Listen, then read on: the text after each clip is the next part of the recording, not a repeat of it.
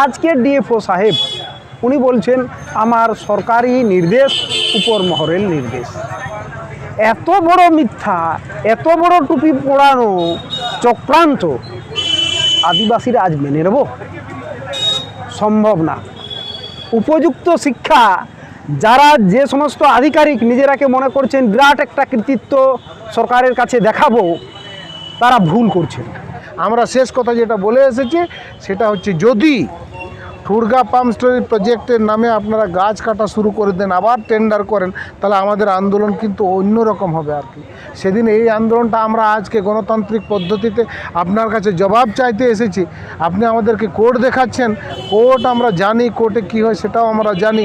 সেদিন যে আন্দোলনটা হবে সেই আন্দোলনটা কিন্তু তার জন্য দায়ী মাঝি পাকনা জোন মহলের প্রেসিডেন্ট রাইন টুডু গঙ্কিকে আমরা তাকে জিজ্ঞেস করে নেবো, আচ্ছা স্যার আপনারা যে ডিএফও স্যারের কাছে ঢুকেছিলেন, ওখানে মেমোরেন্ডাম জমা দিলেন, আমরা দেখছিলাম, ওখানে গিয়ে আপনারা কি আলোচনা করলেন যদি বলা যেতে পারে?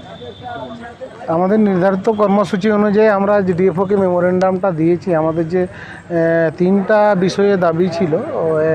একটা দাবি ছিল যে ওখানে যে উনি অনৈতিকভাবে এই টেন্ডার জারি করেছেন সেটা বাতিল করতে হবে। 2 নম্বর দাবি হচ্ছে উনি যে গ্রামসভার বেশ কিছু সদস্যদের নামে না, এখন যদি উনি অস্বীকার করছেন যে গ্রামসভার এলাকার মানুষের নামে উনি যে কেস করেছেন, তাও সে কেসটাকে উইথড্র করতে হবে। এবং মানে সর্বোপরি যেটা সবথেকে বড় দাবি আমাদের, ঠুরগা বান্ধব পাম্প স্টোরেজ প্রজেক্ট, এই প্রজেক্টটাকে বাতিল বলে ঘোষণা করতে হবে। যদিও ঠুরগা প্রজেক্ট বাতিল করার ক্ষমতা ডিএফওর নেই, কিন্তু আমাদের দাবি যে 2018 সাল থেকে একই দাবিতে আমরা আন্দোলন করে আসছি, ওই জন্য দাবিটা আমরা রেখেছি। আমরা একদম স্পষ্ট যেটা বুঝলাম ডিএফও অফিসে গিয়ে, যেটা বুঝলাম আমরা ডিএফও থেকে শুরু করে ডিএম থেকে শুরু করে এর আগে ওদের কাছে গিয়ে আমরা যেরকম জবাব আমরা পেয়ে এসেছি, এরা একটা মানধাত্তা যুগের একটা আইনকে ফলো করে অযোধ্যা পাহাড়কে ধ্বংস করার চক্রান্ত শুরু করেছে, ধ্বংসলীলা চালাবার একটা চক্রান্ত শুরু করেছে। আমরা যে 2006 বনাধিকার আইনকে বারবার কথাটা বলার চেষ্টা করছিলাম, ওরা 2006 বনাধিকার আইন মানে ওরা এক কথায় বলা চলে পুরুলিয়ার প্রশাসন এবং যারা এই ঠুরগা পাম্প স্টোরেজ প্রজেক্টটাকে মানে করতে চাইছে, তারা 2006 বনাধিকার আইনটাকে একেবারেই গুরুত্ব দিতে চায় না। এবং 2006 বনাধিকার আইনের মানে আইন হিসাবে যে আদিবাসীদেরকে অধিকার দিতে হবে, আইনটাকে যে প্রতিষ্ঠা করতে হবে, একেবারে এইটা সম্পর্কে এরা একেবারেই চিন্তিত তো, এরা একেবারে এতটুকু ওরা কাজও করেনি। এরা যেটা করছে সেটা হচ্ছে জঙ্গলটাকে উজাড় করার জন্য, কর্পোরেট সংস্থার হাতে জঙ্গলটাকে দেওয়ার জন্য, বড় বড় আদানি আম্বানি মতো কোম্পানিদের জন্য ইলেকট্রিফিকেশনের ব্যবস্থার জন্য, বিরাট বড় বড় যেখানে মানে ক্রিকেট খেলা, ফুটবল খেলাগুলি হয় সেখানে ইলেকট্রিফিকেশনের ব্যবস্থার জন্য, ওদের জন্য এরা কাজ করছে। আর 2006 বনাধিকার আইনকে এরা এতটুকু গুরুত্ব দিতে চায় না। মানে অন্তত ডিএফও সাহেবের সঙ্গে আলোচনা করার পর এইটুকুই আমরা বুঝলাম, এরা 2006 বনাধিকার আইনকে গুরুত্ব দেবে না। আমরা জিজ্ঞাসা করেছিলাম যে আপনি যে 2006 বনাধিকার আইন পুরুলিয়া জেলায় এখনও প্রতিষ্ঠা হয়নি, আপনি তো এখানে ফরেস্ট রাইট মানে এখানে এফআরএ কমিটির আপনি ডিস্ট্রিক্টের একজন গুরুত্বপূর্ণ সদস্য, আপনি কি করেছেন, মানে আপনারা কি করেছেন এতদিন পর্যন্ত? উনি তার জবাব দিতে পারছেন না। ফরেস্ট রাইট অ্যাক্টের মানে আমরা যে ধারাগুলো বলছি, এই ধারাগুলো সম্পর্কে এই ডিএফও কোনো জবাব দিতে পারছেন না, কিছু বলতে পারছেন না। ওর সঙ্গে আর কী রকম ব্যবহার করা যায়? আমরা তাই শেষ পর্যন্ত যেটা বলে এসেছি যে আপনি জবাব তো দিতে পারছেন না, আমরা আমাদের কাছে মানে যে কোশ্চেনগুলো আপনার কাছে করেছিলাম, আপনি উইথড্র করতে পারবেন না, আপনি টেন্ডার নোটিশ বাতিল করতে পারবেন না। শুধু উনি বলেছেন যে আমি যেভাবে উপর লেভেল থেকে টেন্ডার নোটিশ করার পেয়েছি, সেইভাবে আমি নির্দেশ পেয়েছি, সেইভাবে আমি আমার উপর লেভেলকে জানাবো। এইটুকু ছাড়া উনি আর কিছু বলতে পারছেন না। এই জন্য আমরা শেষ ওখানে জানিয়ে দিলাম। ওখানে মানে এখানে বোধহয় একটা সার্কেলের কি সিসিএফ না কি একটা সাহেব ছিলেন, উনিও সেই মানধাত্তা আমলের কথা বলছেন, এই আইন ওই আইন, ফরেস্ট কনজারভেশন রুলগুলোর আইনগুলো বলছেন। মানে 2006 বনাধিকার আইন এরা কেউ মানে এরা জানেও না, মানে জানলেও এরা বলতে চায় না, মানেও না, এরা মানতেও চায় না। আর কি থাকবেন আপনি, এবং কোর্টের এই যে কোর্টের কথাটা আপনি আজকে উঠালেন না, সে কোর্টের জন্য দায়ী থাকবেন, মানে আপনি দায়ী থাকবেন, এই কথা বলে আমরা ওখান থেকে বেরিয়ে এসেছি। আরে আপনাদেরকে তো আমরা যেটা শুনছি, আপনাদেরকে তো মনে করে যে এরা একজন মানে আদিবাসী ঠিকই, কিন্তু সেই চোখে আপনাদেরকে দেখে না, তাহলে আপনারা কি করবেন? তো এটা তো আমরা স্পষ্ট দেখতে পাই 2000 যারা বনকে রক্ষা করতে চায়, যারা বনের প্রাণ প্রকৃতিকে রক্ষা করতে চায়, তারা 2006 বনাধিকার আইনকে ওরা ফলো করবে। যারা 2000 আইনকে ফলো করে না তারা আদিবাসীদেরকে গণ্য করবে না, এটাই তো স্বাভাবিক। আচ্ছা, আমরা যে অনেক মানে দেখেছি আমাদের যে এমএলএ এমপিগুলো আছে, ওনাদের বক্তব্যটা কি? আপনার কি ওনাদের সঙ্গে যোগাযোগ করেছেন? কি অবস্থা? পুরুলিয়া জেলার একজন বিশিষ্ট মন্ত্রী তিনি হলেন সন্ধ্যারানী টুডু। সেই সন্ধ্যারানী টুডু ওখানে যখন ফুটবল খেলা হয়, ফুটবল খেলাটা কেন হয় সেটা হচ্ছে ওখানকার যে আদিবাসীরা যাতে এই ফুটবল খেলায়, বিভিন্ন খেলায় মেলায় মেতে উঠে ঠুরগা পাম্প স্টোরেজ প্রজেক্টের আন্দোলনটা যাতে ভুলে যায়, যারা আন্দোলনটা না করে প্রজেক্টটা হতে দেয়, সেই রকম সেখানে যখন ফুটবল খেলা হয়, মানে যখন ঠুরগা বিরোধী কোনো প্রোগ্রাম হয়, পুরুলিয়া জেলার আমাদের মন্ত্রী সন্ধ্যারানী টুডু সেখানে উপস্থিত থাকেন।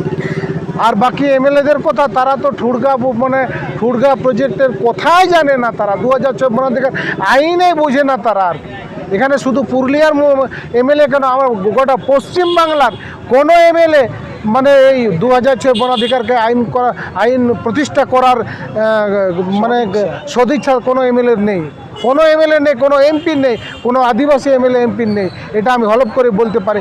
এরা একমাত্র সরকারের মানে কুকাজগুলো, আদিবাসীদের বিরুদ্ধে যে কাজগুলো হচ্ছে সেই কাজগুলো ধামাচাপা দেওয়ার জন্য, সরকারকে গাইড করার জন্য এমএলএ মন্ত্রী হয়েছে। আচ্ছা, আপনি তো বললেন ওদের বিরুদ্ধে আপনারা কেন কিছু করছেন না, কিংবা করবেন কি করবেন না, এটা যদি আপনি না, আমরা তো ঠুরগা বাঁচানোর আন্দোলন মানে 2006 বনাধিকার আইনকে প্রতিষ্ঠা করার আন্দোলন গণতান্ত্রিকভাবে শুরু করেছি। ওদের এই নিশ্চুপতা, ওরা যে এখন চুপচাপ আছে, ওদের এই চুপচাপ এর বিরুদ্ধে আমরা কিন্তু গণতান্ত্রিক পদ্ধতিতেই এইবার গোটা পশ্চিমবঙ্গ রাজ্য জুড়ে 2006 বনাধিকার আইনকে প্রতিষ্ঠা করার জন্য একটা আন্দোলনের একটা পরিকল্পনা শুরু করব আমরা ইমিডিয়েটলি। মানে আগামী এই সেপ্টেম্বরের কিছু প্রোগ্রাম আছে, সেই প্রোগ্রামগুলো শেষ করে আমরা অক্টোবর থেকে ওই কাজ আমরা শুরু করব। এবং যেদিন শুরু করব, এই এমএলএ এমপি যারা আছে, যারা আদিবাসীদের হয়ে কথা বলে না, মানে বনাঞ্চলকে বাঁচাবার জন্য কথা বলে না, তাদের বিরুদ্ধে আমরা কিন্তু গণতান্ত্রিক পদ্ধতিতে আন্দোলন চালাবো। যদি সেটাতে না হয় তাহলে আমরা এমএলএ এমপিদের ঘেরাও করার কর্মসূচিও আমরা আগামী দিনে নিতে পারি। অসংখ্য ধন্যবাদ। আমরা এখানে পেয়েছি ভারত মাঝি পারগানা মহলের পুরুলিয়া জেলা পারগানা রতনলাল হাঁসদা থেকে। আমরা তাকে জিজ্ঞেস করে নেবো, আচ্ছা স্যার, এই যে আমরা এতক্ষণ থেকে শুনলাম এতগুলো অত্যাচার হচ্ছে এই যে বনকে নিয়ে, কিংবা বলা যেতে পারে অযোধ্যার যে ফুসফুস, মানে পুরুলিয়ার যে অযোধ্যা ফুসফুস, তাকে নিয়ে এই এতগুলো কথা হচ্ছে। আপনারা তো আন্দোলন করেই আসছেন, কিন্তু ওনারা তো বলছেন এটা একদিন হবে, তারপরের দিন দুদিনের পর সবাই ভুলে যাবে। এরকম কি হবে? সত্যি কি আমরা এরকম চাইছি? না, এরকমটা হবে না। আজকে আমরা একটা প্রমাণ করেছি, আমরা লড়াইয়ের জন্য এই প্রতিকূল পরিস্থিতিতেও অনেকক্ষণ সাধারণ মানুষ দাঁড়িয়ে আছে, ছাতা হাতে দাঁড়িয়ে আছে। এটা আজ শুরু হলো, লড়াইটা জারি হলো। অনৈতিক অযৌক্তিকভাবে আমাদেরকে এখনও আদিবাসীদেরকে ঠকানোর চেষ্টা চলছে। লজ্জা পাওয়া দরকার। যেভাবে 2000 বনাধিকার 6 আদিবাসীদের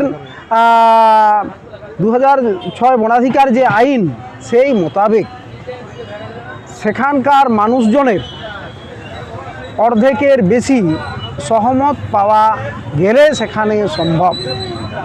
আমরা দেখলাম যেখানে 2000-এর বেশি কয়েকটা গ্রামের মানুষ, বিভিন্ন গ্রাম সভার মানুষ, এফেক্টেড গ্রামগুলোর কথা, তাদের মধ্যে একটা পঞ্চায়েতের, বাঘমন্ডি পঞ্চায়েতের 10 জন, আর অযোধ্যা পঞ্চায়েতের 24 জন। এদের মানে কি বলে সই করানো হয়েছে তারাও জানে না। এই রকম সই স্বাক্ষর সংগ্রহ করে ওদের সহমত আদায় করা হয়েছে বলে তৎকালীন পুরুলিয়ার পিতা, প্রশাসনিক পিতা, জেলা শাসক রিপোর্ট দিয়ে দিলেন।